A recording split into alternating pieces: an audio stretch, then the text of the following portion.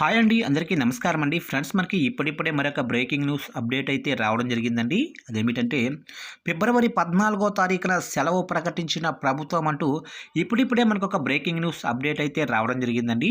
అయితే ఇందుకు సంబంధించిన పూర్తి వివరాలైతే మన వీడియోలో తెలుసుకుందామండి. అంటే ఫిబ్రవరి 14వ తారీఖున ప్రభుత్వం ఎందుకు సెలవు ప్రకటించింది ఏంటనేది మన వీడియోలో క్లారిటీగా తెలుసుకుందామండి. వీడియో మాత్రం ఎక్కడ స్కిప్ చేయకుండా చూడండి ఫ్రెండ్స్, అప్పుడే మనకి పూర్తి సమాచారం అయితే తెలుస్తుంది. ఇక లేట్ చేయకుండా వివరాల్లోకి వెళ్ళిపోదాము. ఇక సభ్య భారత్ సందర్భంగా తెలంగాణ సర్కార్ ఫిబ్రవరి 14వ తారీఖున సెలవు ప్రకటించింది.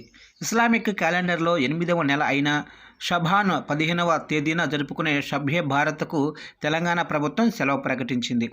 రాష్ట్ర ప్రభుత్వం తన క్యాలెండర్లో ఫిబ్రవరి 14న సభ్య భారత్కు సెలవు ప్రకటించినప్పటికీ దానిని సెలవు దినంగా కాకుండా ఆప్షనల్ హాలిడే కింద చేర్చింది.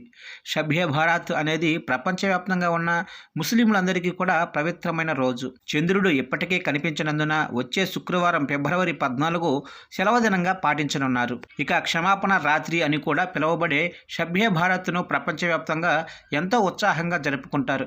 ఈ రోజున మసీదులను దీపాలతో అలంకరిస్తారు. రాత్రంతా జాగారాలు చేస్తూ ప్రార్థనలు చేస్తారు. సాయంత్రం వేళల్లో చాలామంది తమ ప్రియమైన వారి సమాధులను దర్శిస్తారు. కొందరు సభ్య భారత్ రోజున ఉపవాసం కూడా ఉంటారు. ఇక సభ్య భారత్ సందర్భంగా తెలంగాణలోని కొన్ని పాఠశాలలు మాత్రమే సెలవు అయితే పాటిస్తాయి. ఫిబ్రవరి 14వ తారీఖున సాధారణ సెలవు దినం కానప్పటికీ రాష్ట్రంలోని కొన్ని పాఠశాలలు వచ్చే శుక్రవారం మూసివేయబడతాయి. ఫిబ్రవరిలో తెలంగాణ రాష్ట్రం 3 సెలవులను పాటించబోతుంది. ఒకటి సాధారణ సెలవు దినం కాగా 2 ఆప్షనల్ హాలిడేలు ఫిబ్రవరిలో ఉన్నాయి. ఇక ఫిబ్రవరిలో సెలవుల జాబితా ఒకసారి చూసినట్లయితే ఇక ఆప్షనల్ హాలిడేస్ ఏమిటంటే వసంత పంచమి ఫిబ్రవరి 3వ తారీఖున, సభ్య భారత్ ఫిబ్రవరి 14 కాగా ఫిబ్రవరి 26వ తారీఖున మహాశివరాత్రి సందర్భంగా ఒక సాధారణ హాలిడే అయితే ఉంది.